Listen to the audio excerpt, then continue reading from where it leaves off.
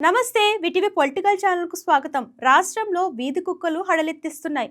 పిల్లలు, మహిళలు, వృద్ధులు ఆందోళనకు గురవుతున్నారు. కుక్కల బెడద తొలగించాలని ప్రభుత్వం ఎన్ని నిర్ణయాలు తీసుకున్నా ఫలితాలు ఇవ్వడం లేదు.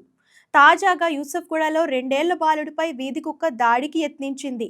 లక్ష్మీ నరసింహనగర్ కాలనీలో మన్విత్ నందన్ ఇంటి ముందు ఆడుకుంటుండగా బాలుడిపైకి వీధి కుక్క దూసుకెళ్లింది.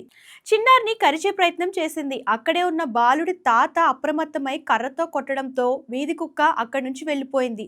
దీంతో చిన్నారికి పెను ప్రమాదం తప్పింది. ఘటనకు సంబంధించిన వీడియోలు సోషల్ మీడియాలో వైరల్గా మారాయి.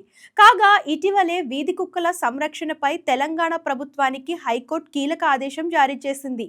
వీధి కుక్కల సంరక్షణ విషయంలో సుప్రీంకోర్టు గైడ్ లైన్స్ పాటించాలని ఆదేశించింది. సో వీధి కుక్కలైతే ప్రస్తుతం చిన్నపిల్లలపైన, మహిళలపైన, వృద్ధులపైన దాడులు అయితే చేస్తున్నాయి. మొన్నటికి మొన్న మాటలు రాని బాలుడిపై వీధి కుక్కలైతే తీవ్రంగా దాడి చేసిన సంఘటన అయితే మనం చూస్తున్నాం. అలాగే ఈరోజు కూడా యూసఫ్గూడలో ఒక బాబు పైన కుక్క దాడి చేయడానికి ప్రయత్నించింది. సో త్రుట్లో ప్రమాదం తప్పిందని చెప్పొచ్చు. పిల్లల్ని జాగ్రత్తగా చూసుకోండి. అంటే ఎవరైనా పెద్దవాళ్ళు లేకుండా బయటికి పంపించకుండా కొంచెం సంరక్షిస్తే సో వాళ్ళకి ఎలాంటి ప్రమాదం జరగకుండా ఉంటుంది. ఇలాంటి లేటెస్ట్ న్యూస్ కోసం మన ఛానల్ సబ్స్క్రైబ్ చేయడం మర్చిపోకండి.